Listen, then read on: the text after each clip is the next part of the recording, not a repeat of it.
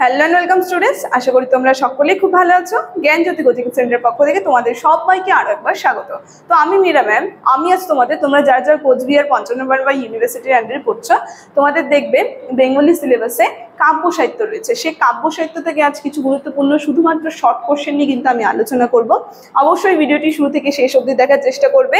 যে কটি short question নিয়ে আমি আলোচনা করব সেগুলি কিন্তু খুবই গুরুত্বপূর্ণ, তাই তোমরা একটু খাতায় সেটা তুলে লিখে নেবে, ঠিক আছে? না, তোমাদের কাব্য সাহিত্য থেকে প্রথম গুরুত্বপূর্ণ শর্ট কোশ্চেন 1 নাম্বার দিয়ে লিখবে, ঈশ্বরগুপ্ত সম্পাদিত পত্রিকাটির নাম কি? ঈশ্বরগুপ্তের সম্পাদিত পত্রিকাটির নাম হচ্ছে সংবাদ প্রভাকর। 2 নাম্বার কোশ্চেন তোমরা লিখবে, পত্রিকাটি কত খ্রিস্টাব্দে প্রকাশিত হয়েছিল? মানে এই যে ঈশ্বরগুপ্তের সম্পাদিত পত্রিকা সংবাদ প্রভাকর, এই পত্রিকাটি কবে প্রকাশিত হয়েছিল? সালটা হচ্ছে 1831, ঠিক আছে? এই পত্রিকাগুলো কিন্তু খুব এসে থাকে তোমাদের কোশ্চেনে, বিভিন্ন কবির সম্পাদিত পত্রিকাগুলির নাম এবং সেগুলো কত খ্রিস্টাব্দে প্রকাশিত হয়, তাই এগুলো একটু ভালো করে দেখে যাবে। দেখো, পরের কোশ্চেন তোমরা লিখবে, ঈশ্বরগুপ্তের লেখা দুটি গ্রন্থের নাম। ঈশ্বরগুপ্তের লেখা দুটি গ্রন্থের নাম হচ্ছে, একটা হচ্ছে কালী কীর্তন আর একটা হচ্ছে ভারতচন্দ্র রায়ের জীবন বৃত্তান্ত। এই দুটো গ্রন্থ কিন্তু ঈশ্বরগুপ্তের লেখা।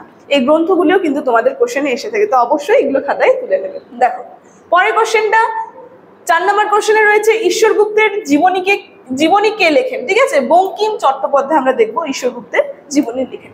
পরের কোশ্চেন তোমরা লিখবে, মধুসূদন দত্তের জন্ম এবং মৃত্যুসাল উল্লেখ করো। দেখো, মধুসূদন দত্তের জন্মসাল রয়েছে 1824 আর মৃত্যুসাল রয়েছে 1873। পরের কোশ্চেন তোমরা লিখবে, মধুসূদন দত্তের 3টি কাব্যের নাম উল্লেখ করো। আমি প্রথমে বললাম যে কাব্যের নামগুলো কিন্তু এসে থাকে বিভিন্ন কবিদের। তো মধুসূদন দত্তের 3টি কাব্যের নাম হচ্ছে, একটা মেঘনাদ বধ, তার বিখ্যাত কাব্য এই মেঘনাদ বধ, এটা অবশ্যই লিখবে। তারপরে রয়েছে বীরাঙ্গনা কাব্য, তারপরে ব্রজাঙ্গনা কাব্য। পরের কোশ্চেন তোমরা লিখবে, মধুসূদনের প্রথম কাব্য কোনটি এবং কাব্যটি কত খ্রিস্টাব্দে প্রকাশিত হয়? আমরা দেখবো তিলোত্তমা সম্ভব যে কাব্য রয়েছে, এটা মধুসূদনের লেখা প্রথম কাব্য এবং কাব্যটি 1860 খ্রিস্টাব্দে কিন্তু প্রকাশিত হয়েছিল, ঠিক আছে? পরের কোশ্চেন তোমরা লিখবে, দেখো, তিলোত্তমা সম্ভব এই কাব্যটি এর কাহিনী মধুসূদন কোথা থেকে সংগ্রহ করেছিল এবং কাব্যটি কোন ছন্দে লেখা? আমরা দেখব এই কাব্যটি মধুসূদন মহাভারতের আদি পর্ব থেকে কিন্তু সংগ্রহ করেছিল এবং এই কাব্যটি অমিত্রাক্ষর ছন্দে কিন্তু লেখা হয়েছে, ঠিক আছে?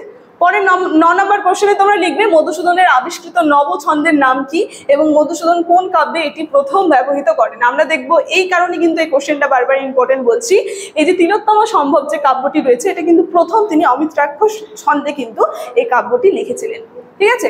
পরে লিখবে তোমরা 10 নম্বর কোশ্চেন, দেখো, মধুসূদনের শ্রেষ্ঠ কাব্য কোনটি এবং কাব্যটি কটি স্বর্গে বিন্যস্ত? এর আগে বললাম মধুসূদনের শ্রেষ্ঠ কাব্যটি রয়েছে মেঘনাদ বধ কাব্য, কাব্যটি কিন্তু 9টি স্বর্গে বিন্যস্ত রয়েছে, এটা কিন্তু ইম্পর্টেন্ট রয়েছে, ঠিক আছে? পরে কোশ্চেন তোমরা দেখবে, মেঘনাদ বধ কাব্য কোন ধরনের কাব্য এবং কাব্যটি কত সালে প্রকাশিত হয়? আমরা দেখবো মেঘনাদ বধ কাব্য একটা মহাকাব্য আর এই কাব্যটি 1861 খ্রিস্টাব্দে কিন্তু প্রকাশিত হয়েছিল। পরের কোশ্চেন তোমরা লিখবে, মেঘনাদ বধ কাব্য এর ঘটনা কদিনের এবং কাব্য দুটি নারী চরিত্রের নাম উল্লেখ করো। আমরা দেখবো এই মেঘনাদ বধ কাব্যটি যে রয়েছে এটি 2 দিন এবং 3 দিন এবং 2 রাত্রি, আর এর দুটি নারী চরিত্র রয়েছে চিত্রাঙ্গদা আর প্রমীলা, ঠিক আছে? পরের কোশ্চেন তোমরা লিখবে যে মেঘনাদ বধ কাব্য এর প্রথম ও শেষ স্বর্গের নাম উল্লেখ করো। আমরা দেখবো অভিষেক, আরেকটা রয়েছে সংক্রিয়া, এটা হচ্ছে প্রথম আর এটা শেষ আর কি মেঘনাদ বধ কাব্যের, ঠিক আছে? দেখো, পরে কোশ্চেন 14 নম্বর কোশ্চেনে তোমরা লিখবে, মেঘনাদের মৃত্যু কোন স্বর্গে ঘটে এবং মেঘনাদের স্ত্রীর নাম কি?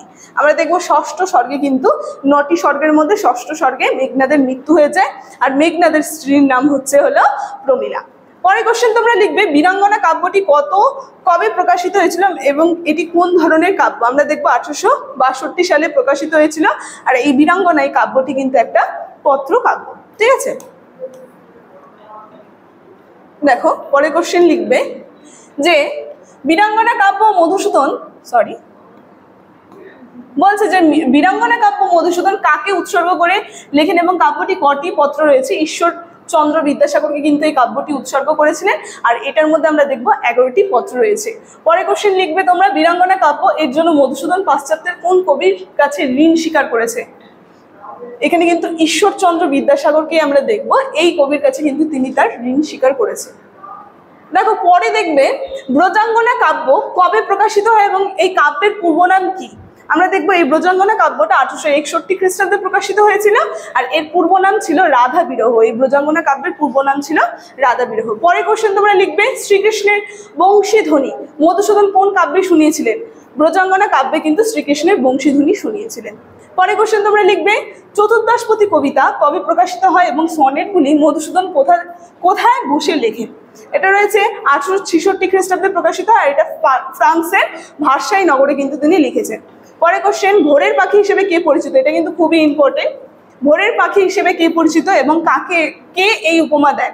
বিহারীলাল চক্রবর্তীকে কিন্তু ভোরের কবি হিসেবে পরিচিত তিনি, এবং রবীন্দ্রনাথ ঠাকুর কিন্তু এই উপমা দিয়েছিলেন। এই উপমা না, এখানে উপাধি হবে, ঠিক আছে? এই জায়গাটা তোমরা ঠিক করে নেবে, উপাধি। দেখো পরে কোশ্চেন তোমরা লিখবে বিহারীলাল চক্রবর্তীর জন্ম এবং মৃত্যু সাল উল্লেখ করো। বিহারীলাল চক্রবর্তীর জন্ম রয়েছে 1835 আর মৃত্যু রয়েছে 1894। পরে কোশ্চেন লিখবে বিহারীলালের শ্রেষ্ঠ কাব্য কোনটি এবং এই কাব্যটি কত খ্রিস্টাব্দে প্রকাশিত হয়েছে? আমরা দেখবো সারদা মঙ্গল, এটা হচ্ছে বিহারীলালের শ্রেষ্ঠ কাব্য, আর এই কাব্যটি 1879 খ্রিস্টাব্দে প্রকাশিত হয়েছিল। ঠিক আছে, আরো দেখো কয়েকটা কোশ্চেন এখানে রয়েছে। সেটা হচ্ছে সারদা মঙ্গল কাব্য কয় প্রকার বিরহের কথা রয়েছে এবং কি কি? আমরা দেখবো 3 প্রকার বিরহ এখানে রয়েছে, মৈত্রী বিরহ, প্রীতি বিরহ আর সরস্বতী বিরহ। তারপরে পরের কোশ্চেন লিখে নিবে বিহারীলালের 4টি কাব্যের নাম উল্লেখ করো। 4টি কাব্যের নাম রয়েছে সাধের আসন, সারদা মঙ্গল, বন্ধুবিয়োগ এবং নিসর্গ সন্দর্শন। পরে কোশ্চেন লিখবে রবীন্দ্রনাথের গীতাঞ্জলি পর্বে 3টি কাব্যের নাম উল্লেখ করো। রয়েছে গীতাঞ্জলি, গীতিমালা আর গীতালি। ঠিক আছে, এই 3টা কিন্তু কাব্য রয়েছে, আমরা দেখতে পারবো। পরে কোশ্চেন তোমরা লিখবে নজরুল ইসলামের 3টি কাব্যের নাম উল্লেখ করো। এটা ইম্পর্টেন্ট রয়েছে। নজরুল ইসলামের 3টি কাব্যের নাম রয়েছে অগ্নিবীণা, সাম্যবাদী আর সর্বহারা। পরে কোশ্চেন তোমরা লিখবে নজরুলের শ্রেষ্ঠ কবিতা কোনটি এবং কবিতাটি কোন কাব্যের অন্তর্গত? রয়েছে বিদ্রোহী এবং অগ্নিবীণা কাব্যের অন্তর্গত। বলা হচ্ছে যে পরে কোশ্চেন তোমরা লিখবে জীবনানন্দের প্রথম কাব্য কোনটি এবং কাব্যটি কত খ্রিস্টাব্দে প্রকাশিত হয়েছে? এটা হচ্ছে ঝরা পালো। কাব্যটি দেখবো 1927 খ্রিস্টাব্দে প্রকাশিত হয়েছে। পরে লাস্ট কোশ্চেন তোমরা দেখবে জীবনানন্দ দাশ কোথায় জন্মগ্রহণ করেন এবং জীবনানন্দের কোন কাব্যে বঙ্গদেশের প্রকৃতি বিশেষভাবে স্থান পেয়েছে? আমরা দেখবো বরিশালে তিনি জন্মগ্রহণ করেন। রূপসী বাংলা কাব্য কিন্তু আমরা দেখবো বিশেষভাবে কিন্তু স্থান পেয়েছে।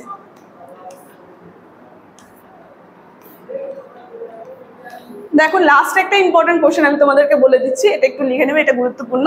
সেটা রয়েছে যুগসন্ধির কবি। ঠিক আছে, যুগসন্ধির কবি হিসেবে কে পরিচিত এবং তাকে কেন যুগসন্ধির কবি বলা হয়? এটা কিন্তু খাতায় লিখে নেবে।